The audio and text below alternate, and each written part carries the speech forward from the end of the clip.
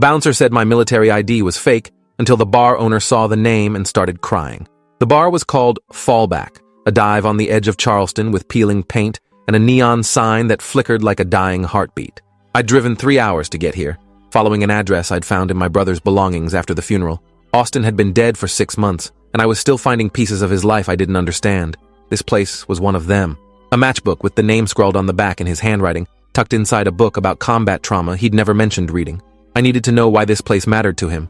I needed to understand the brother I'd apparently never really known. The parking lot was mostly empty on this Wednesday evening. Just a few motorcycles and beat-up trucks scattered across the cracked asphalt. I locked my car and walked toward the entrance, my brother's dog tags hanging around my neck under my shirt, where I'd worn them every day since the funeral. The bouncer was massive, 6'5" easily, with arms like tree trunks and a beard that covered half his face. He sat on a stool by the door, scrolling through his phone with one hand while the other rested on his knee. When I approached, he looked up and sized me up in that way security does, making instant calculations about threat level and likelihood of causing problems.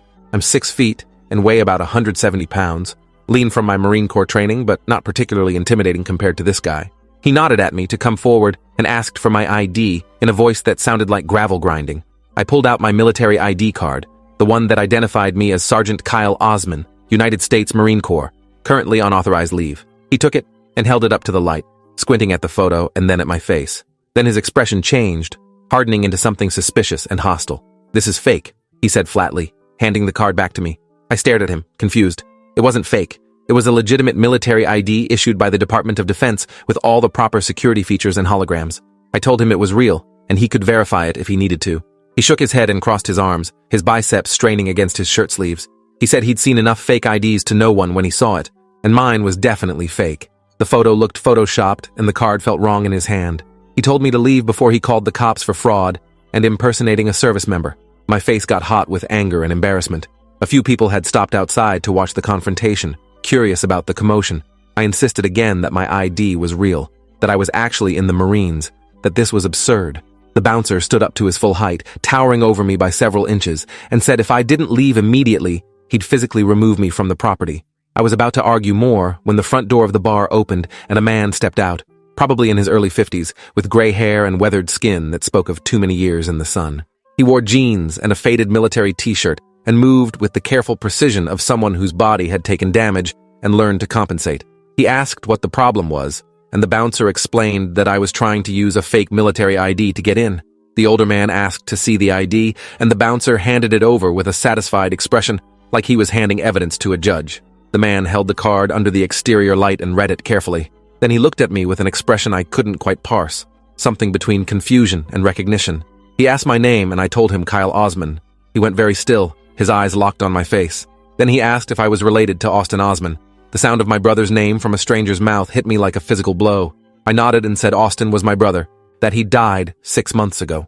The man's face crumpled, his eyes filling with tears that he didn't bother to hide.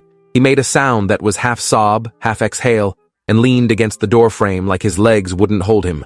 The bouncer looked alarmed, reaching out to steady him, but the man waved him off. He wiped his eyes with the back of his hand and told the bouncer that my ID was real and I was welcome here any time. That in fact, I should never have to pay for a drink in this establishment ever again. The bouncer started to protest, but the man cut him off sharply, saying he owned this bar and his word was final. Then he looked at me with such raw grief in his expression that I felt my own eyes start to burn. He introduced himself as Derek Holloway and asked if I'd come inside so he could talk to me about Austin. I followed him into the dim interior of Fallback, my heart pounding with questions I didn't know how to ask. Inside, the bar was exactly what you'd expect from the exterior. Dark wood, sticky floors, a long bar with mismatched stools, pool table in the back with torn felt, and walls covered in military memorabilia. Photos of service members in various uniforms, unit patches, challenge coins behind glass, a folded flag in a case above the bar. Derek led me to a booth in the corner away from the handful of other patrons and gestured for me to sit. He went behind the bar and poured 2 whiskeys, neat, and brought them back to the table. He set one in front of me and raised his own glass in a silent toast before downing it in one swallow. I sipped mine, the burn familiar from the nights after Austin's funeral, when I'd tried to drink away the confusion and guilt. Derek sat across from me and studied my face with an intensity that made me uncomfortable. He said I looked like Austin. Same dark eyes and sharp features, same way of holding tension in my shoulders. I told him I got that comparison a lot growing up, that people always said we could be twins even though Austin was 2 years older. Derek asked how Austin died, and I gave him the official story. Suicide. Austin had hanged himself in his apartment 3 days before anyone found him. No note, no warning signs that anyone noticed, just gone. The therapist at the VA had talked about delayed combat trauma and adjustment disorders, and how sometimes veterans struggled years after coming home. My parents had accepted that explanation because it was easier than questioning it, but I'd never believed it. Austin had been doing well. He'd been going to school, working part-time, seeing friends. He'd seemed happier in the months before his death than he had in years. Something about the suicide narrative didn't fit, and I'd been quietly investigating on my own, trying to understand what really happened. Derek listened to my explanation, and when I finished, he said something that made my blood run cold. Austin didn't kill himself. Austin was murdered, and Derek knew who did it. I sat frozen in that booth, Derek's words echoing in my head. I asked him what he meant, and he leaned forward, his voice dropping low, even though we were the only people in this corner. He said Austin had come to this bar regularly for about a year before his death, usually once or twice a week. Derek was a Marine Corps veteran himself, had done 3 tours in Iraq, and he'd opened Fallback specifically as a place where veterans could come without judgment or questions. Austin had been drawn to the place because it felt safe, because Derek understood things civilians couldn't. Over those months, Austin had opened up to Derek about what happened during his deployment, things he'd never told anyone else, including his family, things that had gotten him into serious trouble with people who didn't want those stories told. Derek said Austin had witnessed something during his time in Afghanistan that shouldn't have happened, something involving his commanding officer and civilian contractors. Austin had reported it through official channels, and instead of being protected as a whistleblower, he'd been retaliated against. I remembered Austin coming home from deployment changed. He'd always been outgoing and confident, but after Afghanistan, he'd become withdrawn and paranoid. He'd talked about problems with his command, but never gave details, just vague references to being targeted and isolated. I'd assumed it was standard military politics, personality conflicts with superiors. I'd never imagined it was something serious enough to get him killed. Derek continued his story, explaining that Austin had collected evidence of what he'd seen, photos, documents, recorded conversations. He'd been planning to take everything to a journalist who specialized in military corruption cases. But 3 weeks before his scheduled meeting with that journalist, Austin died. Derek had tried to get the police to investigate it as a murder, but they'd dismissed him as a conspiracy theorist. The evidence at the scene clearly indicated suicide, and there was no reason to suspect foul play. Case closed. Derek had been carrying the guilt and knowledge for 6 months, wondering if he should have done more to protect Austin. I asked what Austin had witnessed, and Derek's jaw tightened. He said Austin's unit had been working with a private military contractor called Sentinel Defense on a logistics operation in Kandahar province. The contractor was supposed to be transporting supplies, but Austin had discovered they were actually running an illegal smuggling operation, moving heroin and antiquities out of Afghanistan and selling them to international buyers. Austin's commanding officer, a major named Griffith, was getting kickbacks from Sentinel to look the other way. When Austin tried to report it, Griffith had him reassigned to increasingly dangerous positions, essentially trying to get him killed in combat. When that didn't work, and Austin survived his deployment, Griffith had used his connections to destroy Austin's military career. Austin was given a less than honorable discharge on false charges of insubordination and drug use, charges Austin had fought and lost because the system was rigged against him. The whiskey in my stomach turned sour.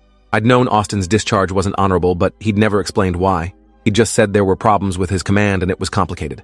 My parents had been ashamed and confused, unable to reconcile their patriotic pride with their son's apparent failure. Austin had carried that shame alone, unable to defend himself without exposing everything. And then he died before he could make anyone listen. I asked Derek if he had any of Austin's evidence, and he shook his head. He said Austin had kept everything in a storage unit, and only Derek knew the location. After Austin's death, Derek had gone to check on it, but found the unit had been broken into and completely emptied. Someone had known exactly where to look. Derek believed Griffith or Sentinel had been monitoring Austin even after his discharge, had discovered his plans to go public, and had staged his suicide to silence him permanently. I felt rage building in my chest, hot and sharp. My brother hadn't killed himself. He'd been murdered for trying to do the right thing, for trying to expose corruption. And no one had investigated because it was easier to write him off as another troubled veteran who couldn't handle civilian life. I asked Derek why he hadn't done more, why he hadn't screamed this from the rooftops until someone listened. His face showed the weight of that question, the guilt he'd been carrying. He said he had tried. He'd contacted the journalist Austin was supposed to meet and told them everything he knew. The journalist had started investigating, but 2 months later published a story that completely exonerated Griffith and Sentinel, calling the allegations baseless conspiracy theories from disgruntled former service members. Derek suspected the journalist had been paid off or threatened. He tried going to Austin's congressional representative, but got stonewalled by staff who wouldn't even pass along his messages. He'd posted about it online but gotten buried under accusations of stolen valor and attention-seeking. I asked if he still had any evidence, anything at all that could prove what he was saying. Derek reached into his pocket and pulled out a small USB drive. He said before Austin's storage unit was emptied, he'd given Derek one thing for safekeeping: a single video file, the most damning piece of evidence Austin had collected. Derek had kept it hidden for 6 months, too afraid to do anything with it but unable to destroy it. He handed me the drive and said if I wanted the truth about what happened to my brother, it was all there, but he warned me that watching it would change everything. Once I knew what was on that drive, I'd have to decide what to do with the information, and that decision could put me in the same danger that killed Austin. I closed my hand around the USB drive, feeling the weight of it, and told Derek I needed to know. Whatever was on this drive, I needed to see it. Derek led me to a small office behind the bar, cramped and cluttered with paperwork and boxes. He had an old laptop on the desk, and he opened it, gesturing for me to sit.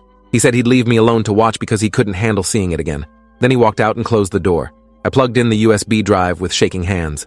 There was only one file, dated 2 months before Austin's death. I clicked play and my brother's face filled the screen. He was sitting in what looked like a cheap hotel room, the camera propped on something to keep it steady. He looked thin and tired, dark circles under his eyes, but his voice was clear and determined.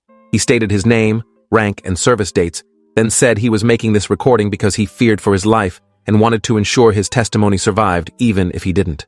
My throat closed up, hearing him acknowledge the danger he was in. Austin spent the next 40 minutes detailing everything he'd witnessed. He showed documents on screen, supply manifests that didn't match actual deliveries, financial records showing money transfers between Sentinel Defense and offshore accounts connected to Major Griffith, photos of Sentinel personnel loading unmarked cargo onto military transport vehicles. He showed emails where Griffith explicitly ordered Austin to ignore discrepancies and stay quiet. Austin explained how he'd tried to report through proper channels and been shut down at every level. He described the retaliation, the dangerous assignments, the false accusations, the discharge proceedings, where he wasn't allowed to present evidence in his defense. He named names, provided dates and locations, built an airtight case against everyone involved. At the end of the video, Austin looked directly at the camera and said, if anything happened to him, if he died in any circumstances that seemed suspicious, this recording should be considered his testimony that he was murdered to protect a criminal conspiracy. I sat in that office with tears streaming down my face, watching my brother's recorded face predict his own death. He'd known they were going to kill him, and he'd tried to protect himself the only way he could, by documenting everything. But it hadn't been enough. They'd killed him anyway and made it look like suicide, and no one had questioned it because broken veterans killed themselves all the time. It was expected. It was tragic, but understandable, and the people responsible had gotten away with it completely. I ejected the USB drive and sat there trying to steady my breathing. I knew what I had to do. I had to finish what Austin started. I had to make sure his testimony reached people who couldn't be bought or threatened. I had to get justice for my brother, even if it meant putting myself at risk. When I came out of the office, Derek was behind the bar talking to a woman I hadn't seen before. She was maybe 30, with short blonde hair and sharp eyes, wearing cargo pants and a jacket despite the warm evening. Derek introduced her as Simone Cross, said she was former Army intelligence, and now worked as a private investigator specializing in military fraud cases. He'd called her while I was watching the video because he thought I'd need help with what came next. Simone looked me over with an assessing gaze and asked if I understood the danger of what I was holding. I said I understood and I didn't care. These people murdered my brother, and I was going to make them pay. Simone nodded slowly and said if I was serious, she'd help me. But we needed to be smart about it.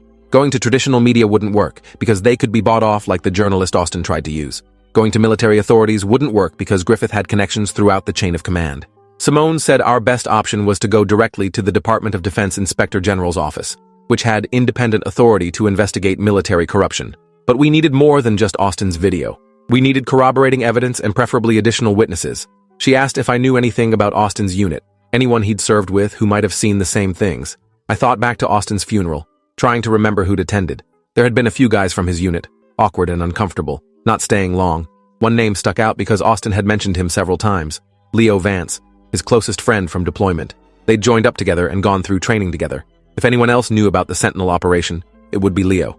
I told Simone his name and she pulled out her phone, typing rapidly. Within 2 minutes, she'd found Leo's current location through military databases she apparently still had access to. He was living 3 states away, honorably discharged 2 years ago, working as a mechanic. Simone said we should visit Leo tomorrow and see if he'd talk to us. If he'd witnessed the same things Austin had, his testimony combined with Austin's video would be much harder to dismiss. I agreed immediately, already mentally rearranging my schedule. Derek offered to come with us, said he owed it to Austin to see this through. Simone nodded and started making plans, coordinating travel and preparing questions. I sat at the bar, feeling like I'd stepped into a different reality. 6 hours ago, I'd been a Marine sergeant on leave, grieving my brother and trying to understand his death. Now, I was part of an investigation into military corruption and murder.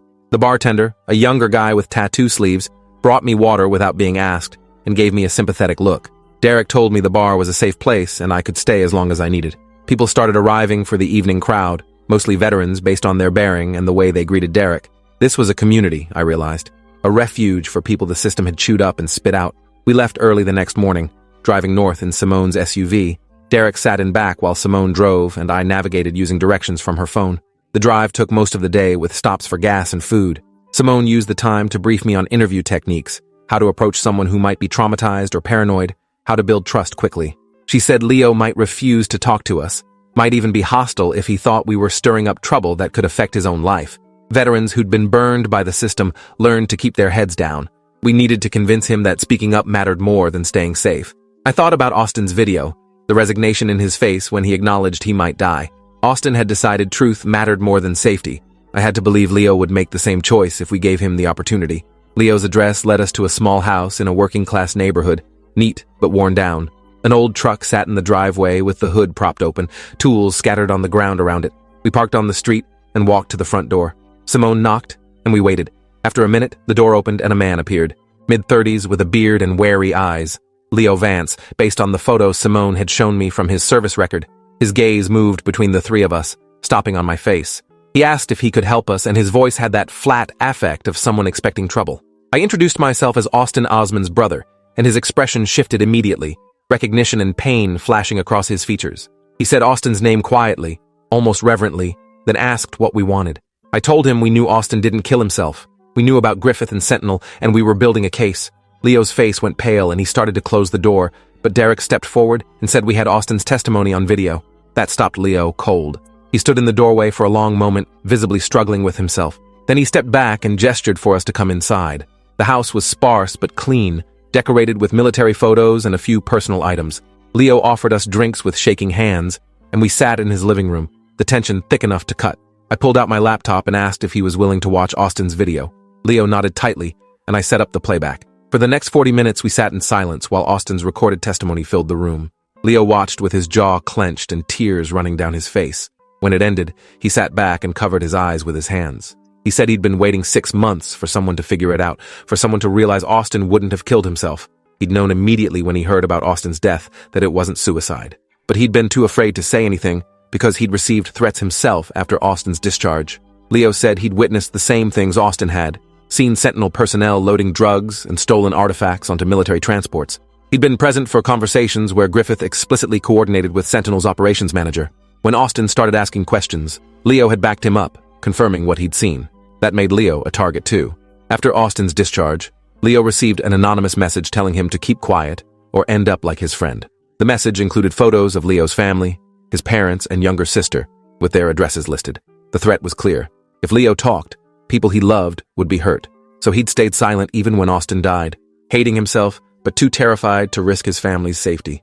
Now he looked at the three of us with something like desperate hope and asked if we really thought we could make anyone pay for what they did. Simone said if Leo was willing to testify and provide his own evidence, we had a real chance. The Inspector General's office couldn't ignore 2 service members making the same allegations with documented proof. Leo stood up and walked to a closet, pulling down a box from the top shelf. Inside were files and photos, his own collection of evidence. He said he'd kept everything even though he'd been too scared to use it, some part of him hoping someone would eventually come asking. He'd documented the same discrepancies Austin had seen, taken his own photos of suspicious cargo, saved emails that showed the corrupt coordination. His evidence combined with Austin's would be overwhelming. Simone went through the files methodically, photographing each document with her phone. She said this was exactly what we needed, that Leo's active duty service and honorable discharge would make his testimony harder to dismiss than Austin's. Derek asked Leo about other members of their unit, anyone else who might have seen something. Leo named 3 others, but said 2 were still active duty and would never talk for fear of their careers. The third, a guy named Caleb Brennan, had also been discharged under questionable circumstances after supporting Austin's initial reports. We spent the next several hours at Leo's house building a comprehensive case file. Simone organized everything systematically, creating timelines and documentation chains. She explained that we needed to present this to the Inspector General's office in person, not through email or mail, where it could be intercepted or ignored. She had a contact in that office, someone she trusted from her Army intelligence days, who would ensure our evidence was seen by people with actual authority to investigate. But we needed to move fast. If Griffith or Sentinel learned we were asking questions, they'd take action to protect themselves. I asked Leo if he'd be willing to come with us to Washington, D.C. to present his testimony directly. He hesitated, fear and determination warring on his face. Then he looked at Austin's photo on my laptop screen and nodded. He said he owed Austin that much. He'd failed to speak up when it mattered, and Austin had died because of it. He wouldn't make that mistake again. The drive to Washington took 2 days with overnight stops. We used the time to prepare our presentation, anticipating questions and potential challenges. Simone coached Leo and me on how to stay calm under pressure, how to stick to facts without getting emotional, even though the subject was deeply personal. Derek spent hours on the phone calling other veterans he knew, trying to find anyone else who had information about Sentinel Defense and their operations. By the time we reached D.C., we had a 20-page summary document with hundreds of pages of supporting evidence, 2 eyewitness testimonies, and video documentation. Simone's contact, a senior special agent named Forrest Yates, agreed to meet us at the Inspector General's office early on a Friday morning before the building got busy. We arrived at dawn, all of us exhausted and wired, carrying our evidence in 3 separate bags in case anyone tried to take it all at once. Forrest met us in the lobby, a black man in his 50s with the bearing of someone who'd spent decades navigating military bureaucracy. He scanned our group with sharp eyes and gestured for us to follow him to a secure conference room. Once we were inside with the door closed, he asked us to explain why we'd requested an emergency meeting. Simone laid out the entire case methodically, starting with Austin's death and working backward through the evidence of his murder, Griffith's corruption, and Sentinel's smuggling operation. She presented documents in careful order, building the narrative step by step. When she finished the overview, Forrest asked Leo and me to provide our testimonies. Leo went first, his voice shaking but clear, describing everything he'd witnessed during his deployment. I went next, explaining my investigation into Austin's death and how I discovered Derek and the video. Forrest listened without interrupting, taking notes occasionally, his expression unreadable. When we finished, Forrest sat back and looked at the mountain of evidence we'd presented. He said this was the most comprehensive case of contractor fraud and command corruption he'd seen in 15 years at the IG's office. The evidence was substantial and credible, but he needed to warn us about what would happen next. Opening an investigation of this scale would trigger immediate response from the people implicated. Griffith would lawyer up. Sentinel would use their political connections to apply pressure. There would be attempts to discredit us, to paint Austin as mentally unstable and Leo as vindictive. My own military career could be targeted. Forrest looked directly at me and asked if I was prepared for the personal cost of pursuing this. I thought about Austin's face in that video, about the resignation in his voice when he said he expected to be killed. I told Forrest I didn't care what it cost me. These people murdered my brother, and I'd burn my own career to the ground if it meant getting them justice. Forrest nodded slowly and said he'd open an official investigation immediately. He'd assign a team to verify our evidence and interview additional witnesses. He'd issue preservation orders to prevent destruction of documents, and he'd coordinate with the Justice Department since this involved potential criminal charges beyond military jurisdiction. He warned us it would take time, probably months, and we needed to be patient. In the meantime, we should be extremely careful. The people we were accusing had already killed once to protect their operation. They wouldn't hesitate to do it again. He gave each of us his personal cell number and said to call immediately if we noticed anything suspicious or felt threatened. We left that conference room feeling a mixture of relief and terror. We'd done it. We'd gotten the investigation started. Now we had to survive long enough to see it through. The first attempt came 3 weeks later. I was back at my duty station, trying to focus on my regular work while the investigation proceeded in the background. Late one evening, I was driving home from base when I noticed a car following me, staying exactly 2 car lengths behind through multiple turns. My training kicked in, and I started taking evasive maneuvers, turning randomly and watching to see if the car matched my movements. It did. When I pulled into a well-lit gas station, the car drove past, but I got a glimpse of the driver. Military-age male, no distinguishing features, professional bearing. I called Forrest immediately, and he told me to stay at the gas station until he could arrange for local police to provide escort. While I waited, I received a text from an unknown number. "Stop asking questions or you'll join your brother." The threat was explicit and terrifying. Forrest's team traced the message to a burner phone purchased with cash, untraceable, but it confirmed we were on the right track. Someone was scared enough to threaten me. Leo received similar threats, more targeted and personal. Someone vandalized his truck and left a note saying they knew where his sister worked. Derek's bar was broken into and trashed, though nothing was stolen. Simone, with her intelligence background, was harder to intimidate, but she reported being followed multiple times. Forrest told us these were scare tactics designed to make us withdraw our testimony. He said it actually helped the investigation because it showed consciousness of guilt. People who were innocent didn't threaten witnesses. We just needed to hold strong and let his team do their work. Easy to say, Much harder to do when you're looking over your shoulder constantly and jumping at every unexpected noise. I started staying on base instead of going home, sleeping and visiting officer quarters where there was security. Leo went to stay with his parents in a different state. Derek hired private security for his bar. We were all in hiding, waiting for the investigation to progress. The breakthrough came 2 months after our initial meeting with Forrest. His team had been quietly interviewing other members of Austin's unit, and they found someone willing to talk. Another soldier who'd been in Austin's platoon agreed to testify once he learned he wasn't the only one. His evidence corroborated everything Austin and Leo had documented. Forrest's team also subpoenaed financial records from Sentinel Defense and discovered a pattern of payments to offshore accounts controlled by Major Griffith. The paper trail was undeniable. Additionally, they found communications between Sentinel's CEO and Griffith discussing Austin as a problem that needed to be solved. The phrase used was permanent solution, which in the context of Austin's death 6 weeks later was damning. With this new evidence, Forrest got authorization to bring criminal charges. Federal agents arrested Griffith at his current posting and seized Sentinel's records. The story broke in the military press and then mainstream media, exposing the corruption scandal. But they still couldn't prove Austin's death was murder. The original investigation had ruled it suicide, and reopening that case required new evidence. Griffith's lawyers argued that while their client might have been involved in financial impropriety, there was no proof he'd killed anyone. Austin's death was a tragedy but unrelated to the corruption charges. I felt like screaming. We had proof of motive, proof of conspiracy, proof that Griffith had explicitly discussed Austin as a problem, but we couldn't prove the actual murder. Forrest said they were still investigating, looking for whoever had been hired to stage Austin's suicide. These operations usually involved third parties, contractors, or criminals hired to do the actual killing. If they could find that person and flip them into testifying against Griffith, they'd have their murder case. But it would take time and might never happen. I asked if justice for the corruption would have to be enough. Forrest said sometimes that's all we get. The trial started 6 months after our initial meeting in D.C. Major Griffith faced charges of fraud, conspiracy, theft of government property, and accepting bribes.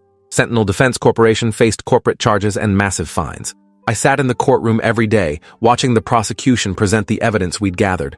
Leo testified for 3 hours, describing everything he'd witnessed. Simone provided expert analysis of the documentation. Forrest explained how his investigation had uncovered years of systematic theft and corruption. The defense tried to discredit us, calling us conspiracy theorists and disgruntled veterans with axes to grind. They portrayed Griffith as a dedicated officer being scapegoated by subordinates who'd failed to follow orders. But the evidence was overwhelming. The jury deliberated for 2 days before returning guilty verdicts on all counts. Griffith was sentenced to 18 years in federal prison. Sentinel's CEO got 12 years. Other executives and military personnel involved got lesser sentences. It was justice, of a sort. But Austin was still dead, and no one was charged with killing him. I was preparing to leave the courthouse after the sentencing when a man approached me in the hallway. He was unremarkable, middle-aged and forgettable, dressed in a cheap suit. He said his name was Alan Krauss, and he'd been Sentinel's logistics coordinator in Afghanistan. He'd heard I was Austin's brother, and he needed to tell me something. We moved to a quieter corner and he spoke quickly, nervously checking around us. He said he'd been part of the smuggling operation, but he'd never signed up for murder. When Griffith decided Austin needed to be eliminated, Krauss had been ordered to arrange it. He'd hired a contractor, a former special operations soldier who specialized in making deaths look natural or accidental. This contractor had broken into Austin's apartment and staged the suicide, using drugs to incapacitate Austin before hanging him. Krauss had kept documentation of the arrangement because he'd been paranoid about being set up himself. Now that Griffith was convicted and going to prison, Krauss wanted immunity in exchange for testifying about Austin's murder. I grabbed his arm hard enough to hurt and asked why he'd waited this long, why he'd let us think we'd never get justice for Austin's actual death. Krauss pulled away and said he'd been protecting himself, waiting until Griffith was safely behind bars before exposing his own role. He hadn't cared about Austin or justice. He'd cared about saving his own skin, but now he had leverage and he was willing to use it if the prosecutors would deal. I wanted to hate him completely, but I also knew this was our only chance. I found Forrest immediately and dragged him to where Krauss was waiting. Forrest listened to Krauss's story, his expression hardening. Then he made a call to the lead prosecutor. They worked out a deal over the next 3 hours. Krauss would testify fully and provide all documentation. In exchange, he'd get immunity from murder charges and a reduced sentence on his own corruption charges. It left a bad taste, but it was the only way to prove Austin was murdered. The investigation reopened with new urgency. Krauss led them to the contractor he'd hired, a man named Wayne Delaney. Delaney initially refused to cooperate, but when faced with evidence and the threat of a murder charge, he admitted what he'd done. He described how he'd surveilled Austin for 2 weeks, learning his routines. He'd broken in while Austin was sleeping, injected him with a sedative, and staged the hanging to look like suicide. He'd been paid $50,000 for the job. With Delaney's confession, and Krause's documentation, prosecutors finally had enough to charge Griffith with conspiracy to commit murder and felony murder. The new trial took another 6 months. I testified this time, describing Austin as I'd known him, explaining why I'd never believed the suicide story. The defense fought hard, arguing Krause and Delaney were unreliable witnesses trying to reduce their own sentences, but the jury believed them. Griffith was convicted and his prison sentence was extended to life without parole. Standing outside the courthouse after that final verdict, I felt hollowed out. We'd won. We'd gotten justice for Austin. But he was still gone, and no verdict would bring him back. Derek put his hand on my shoulder and said Austin would be proud of what we'd accomplished. Leo nodded agreement, his own eyes red. Simone stood slightly apart, professional even in this moment, but I saw satisfaction in her expression. We'd done something that rarely happened in these cases. We'd taken on a corrupt system and won. We'd made powerful people face consequences. We'd proven that one person's testimony mattered, that Austin's voice couldn't be silenced even after death. I looked up at the courthouse building and thought about my brother making that video, knowing he might die but doing it anyway because truth mattered more than safety. He'd been braver than I'd ever realized, and now his story would be part of the public record, a cautionary tale about corruption and a testament to the importance of whistleblowers. 2 years later, I stood in front of the memorial wall at Fallback, looking at the new plaque Derek had installed. It listed Austin's name, rank, and dates of service, along with the words, "Fallen hero, silenced for speaking truth." Derek had turned the bar into an informal support center for veterans dealing with corruption and retaliation in the military. He'd partnered with Simone to provide free investigative services for service members who needed help. Leo worked there part-time, using his own experience to counsel others. I visited when I could, still active duty but forever changed by everything that happened. The Marine Corps had tried to discipline me for my involvement in the investigation, but public attention made that impossible. Instead, I'd become a reluctant advocate for military whistleblower protection. Austin's case had sparked congressional hearings and new legislation. His death had meant something. And every time I walked into Fallback and saw that plaque with my brother's name, I remembered why fighting for justice mattered, even when the cost was almost unbearable. Appreciate you watching this far. If you enjoyed it, drop a like, leave a comment, and subscribe so you won't miss the next story.